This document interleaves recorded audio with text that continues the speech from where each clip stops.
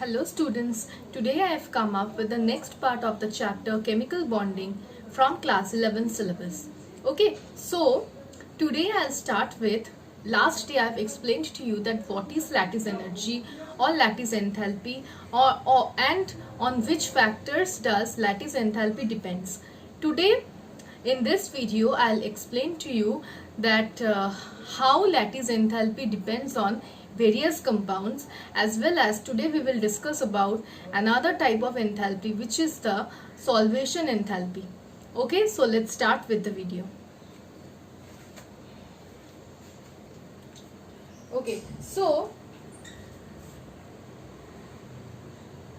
in the last class or in the last video I have explained that lattice enthalpy is directly proportional to the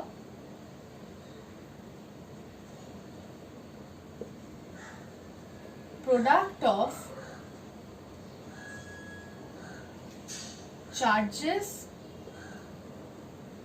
on the ions and inversely proportional to the distance between the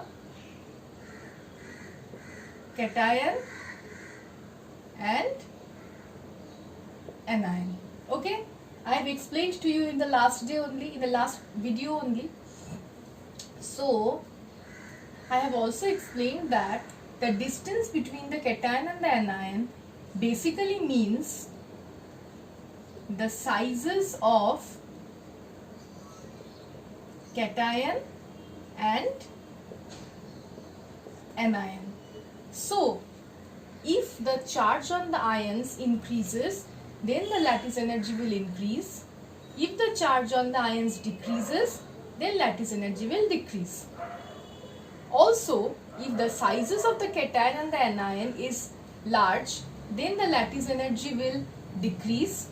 And when the sizes of the cation and anion is small sized cation or small sized anion, then the lattice enthalpy will increase, because this is inversely proportional and this is directly proportional. Okay, so this is the factor. Now let's come to the points. The first point is calcium oxide and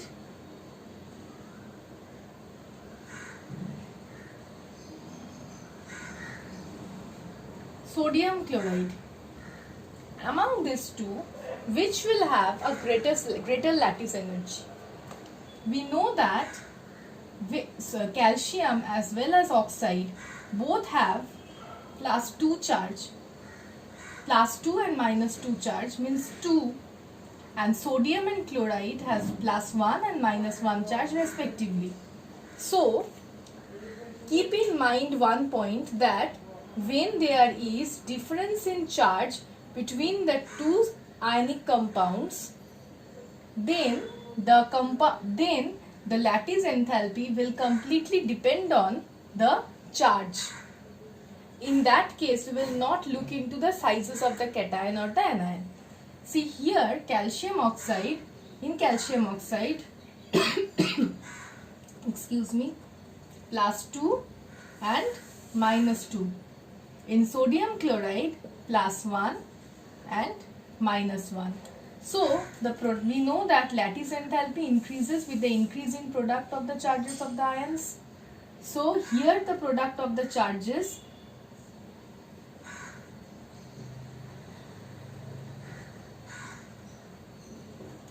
is greater than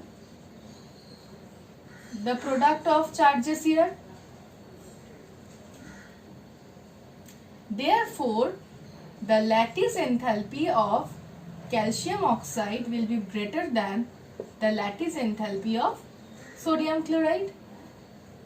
So, here we got the first example where the product of the charges on one of the compound is greater than the product of the charges on the other ionic compound. Okay. So, what did I say? That when there will be difference in the charges on the cations and anions of particular ionic compounds, then lattice energy will solely depend on the product of the charges. Okay.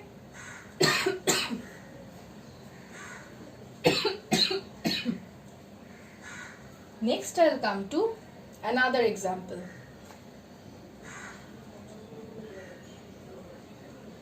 That example is lithium fluoride, sodium fluoride, or not only fluoride. Let me give you the example where this will be X, means any other halogen, but it's a fixed halogen for all of them. Lithium X, if it is chloride, then it is chloride for all of them.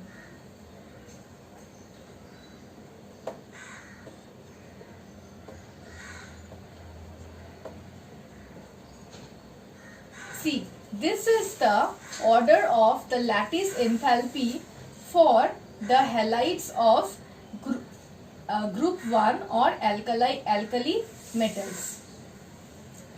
But remember one thing, if X is if X is chloride, then all of them are chloride. Okay? So, look at this. The charge on lithium is +1, on halogen is -1. That is same for sodium. That is same for potassium. That is same for rubidium. That is same for cesium. It is same. Since the charges on the cations and anions of all the ionic compounds are same in this case, so here we will not focus on, here the lattice enthalpy will not depend on the product of the charges, because this is a constant for all the ionic compounds here. So in this case, we will look into the point, that is the sizes of the cation and the anion. Since here in all the compounds the anion is same, see, in all the compounds the anion is same. So the determining factor is the sizes of the cations. So here the determining factor is the sizes of the cations. We know that the ionic radii as well as the atomic radii depends in the manner that ionic radii of the ions and atomic radii of the respective atoms. Lithium plus has the smallest size, then sodium, then potassium, then rubidium, and then cesium. So cesium has the largest ionic radii. So we know that the lattice enthalpy becomes more if the size of the cation decreases or the size of the anion decreases. So here lithium plus has the smallest size and cesium plus has the largest size. So the lattice enthalpy will be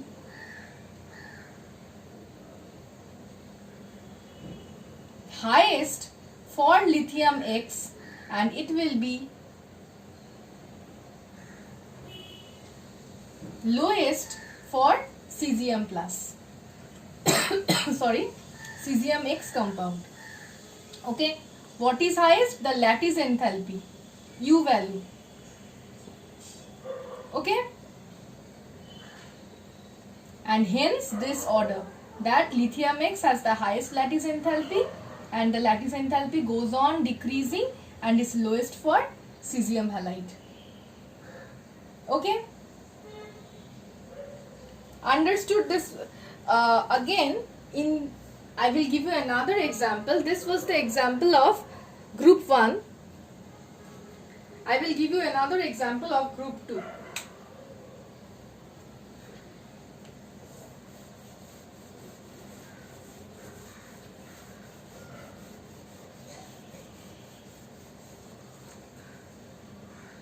Okay, group 2.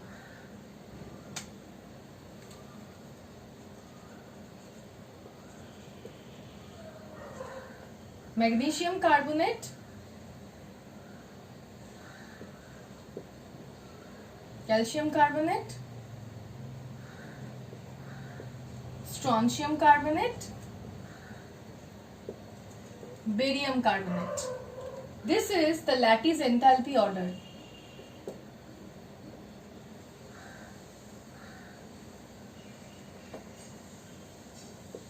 Here also just look into all the cations and anions. Anions are all carbonates. All of them will have -2 charge. Cations are magnesium, calcium, strontium, barium. All are alkaline earth metals, means group 2 metals. So all of them will have a charge of +2. So here we will not look into the, means the product of the charges is not the determining factor here. Here lattice enthalpy will completely depend on the size of the cation and anion. Now see, all the anions are same. All are carbonates. So the size of anion is also constant. So here only the size of the cation is the determining factor. We know that magnesium 2+ has the smallest radii,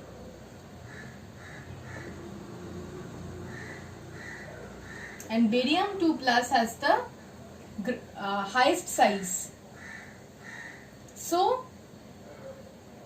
we will have this order, since we know that lattice enthalpy is inversely proportional to the size of the cation. So lesser the size of the cation, greater will be the lattice enthalpy. So magnesium 2+ having the smallest size, magnesium carbonate will have the highest lattice enthalpy. Barium 2+ having the largest size, barium carbonate will have the lowest lattice enthalpy. Okay. Now I will come to another order. Excuse me. Lithium fluoride, lithium chloride, lithium bromide, lithium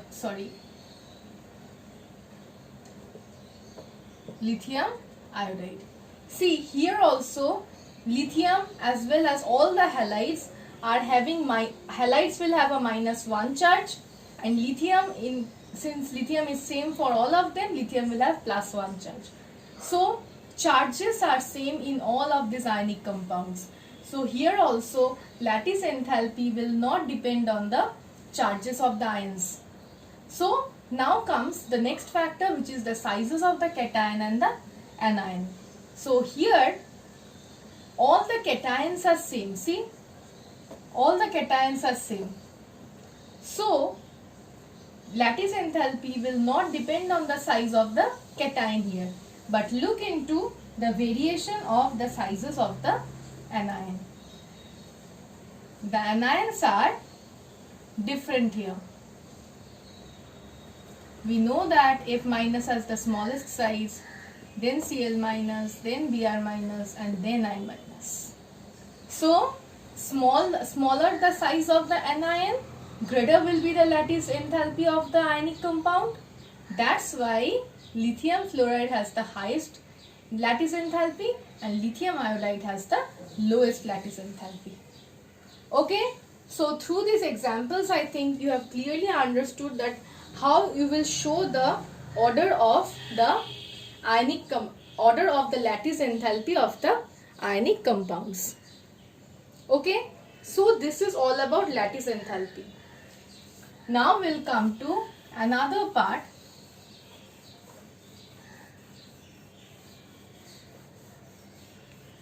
which is the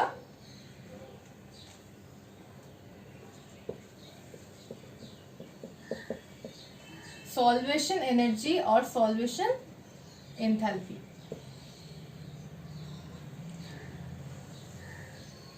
Okay, now ionic compounds are soluble only in polar solvents. See, you have learned in class 10 that aqueous solution of sodium chloride is a good electrolyte, whereas solid sodium chloride is not at all an electrolyte. So there you have known that electrolyte, for being a good electrolyte, there should be free ions present. So what you have learned, that in aqueous solution In aqueous solution,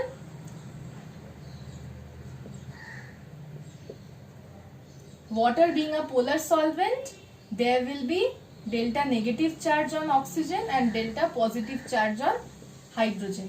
So the delta negative charge on oxygen will attract Na and the delta positive charge on hydrogen will attract Cl, and hence this bond will break and form Na plus and Cl minus.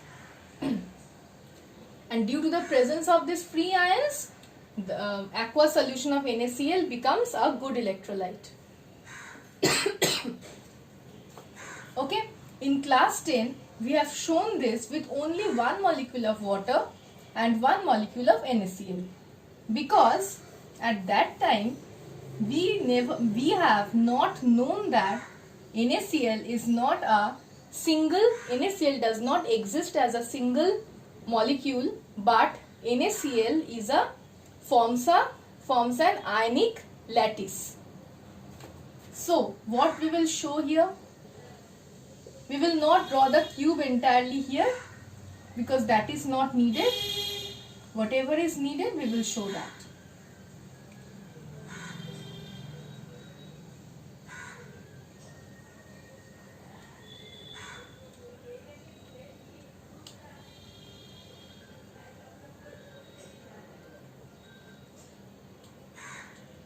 I am showing the plus charge outside so that inside the circle it does not become clumsy.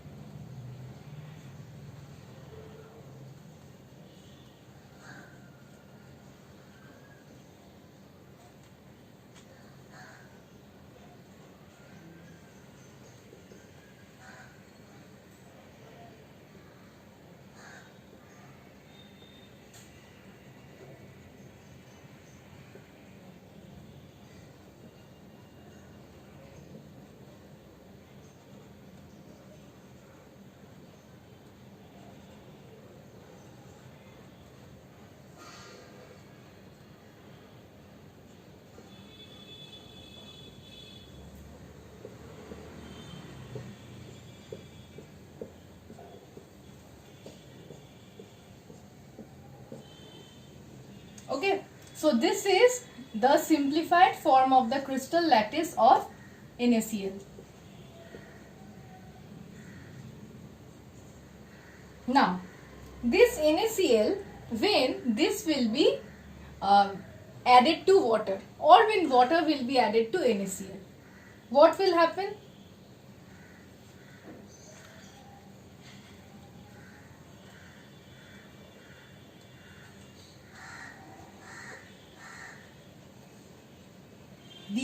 There are many such water molecules, many, not one.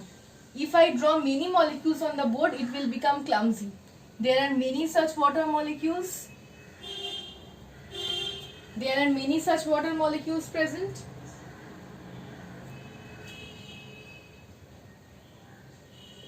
Oxygen will have 2 delta negative partial charge because there are 2 hydrogen atoms here. What will oxygen do? Oxygen will have an attractive force on all of these sodium plus ions. Okay, not only this, all of the sodium plus ions. And the hydrogens of water will have an attractive force on all the Cl minus ions here, not only this Cl minus.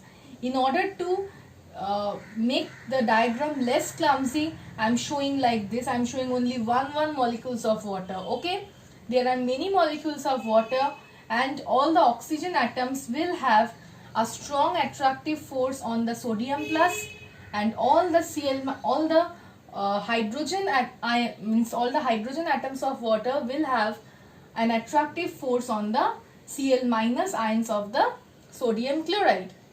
So they will continuously attract the oppositely charged ions.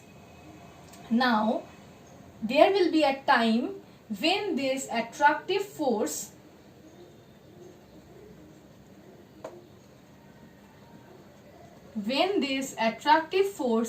becomes greater than the lattice enthalpy of this crystal. Okay, of this crystal, when the attractive force of the negative ions of water and the positive ions of water will be greater than the lattice energy of this entire ionic compound. If this happens, then only this will break down. If this happens, this is the condition for breaking of crystal lattice. If this happens, if this attractive forces becomes greater than the lattice enthalpy of the ionic compound, then this lattice of the ionic compound will break down into Na plus and Cl minus. Now you can ask a question that when Na plus and Cl minus remain like this, remain as a lattice form in the ionic compound, then when they will be free, how will they be stabilized? How will they be stable if they are free like this? Because they have been remaining in a lattice in this form, they will be stabilized, because Na will not remain as Na plus and Cl minus will not remain as Cl minus. There will be suitable number of water molecules surrounding Na plus and suitable number of water molecules surrounding Cl minus, and they will stabilize the ions. And this type of sodium plus ions is known as solvated ions, and this property is known as solvation. Now when the solvent is not water, when the solvent is any other polar solvent except water, in that case we will just call it solvation. The process is known as solvation and the ions will be called as solvated ions. But in the case where we are using water as the solvent, where the polar solvent is water only, in that case the entire process is known as hydration and the ions will be called as hydrated ions. Okay, so for water it is hydration energy, hydrated ions. But for other polar solvents it is solvation energy or solvation enthalpy, and solvated ions. Okay, so the energy which is required in order to break the lattice is known as the solvation enthalpy or solvation energy, and it is generally provided by the solvent molecules, basically this attractive force. So if the solvation energy or solvation enthalpy is greater than the lattice enthalpy, then only solvation will occur. Then only solution of a solute and a solvent will occur. Solute will have the lattice enthalpy and the solvent will have the solvation enthalpy. So if the solvation enthalpy is greater than the lattice enthalpy, then only solvation or dissolution of the solute in the solvent will occur. Okay, so let me show you that how the Na plus and Cl minus ions are stabilized. So the first step was the water molecules will have an attractive force on the respective ions. Now the next step will be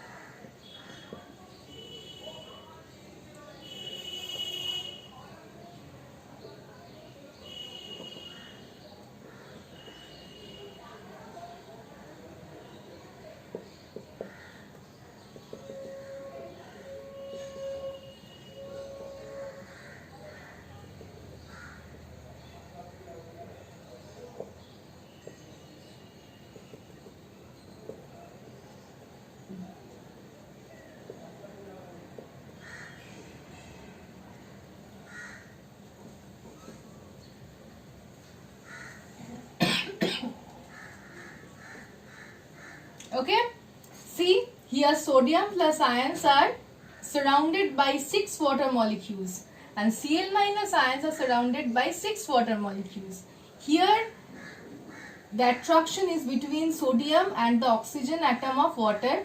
Here the attractive force is between Cl and the hydrogen of the water. See, this is the solvated ions. Here, since water is used as a solvent, we can say hydrated ions.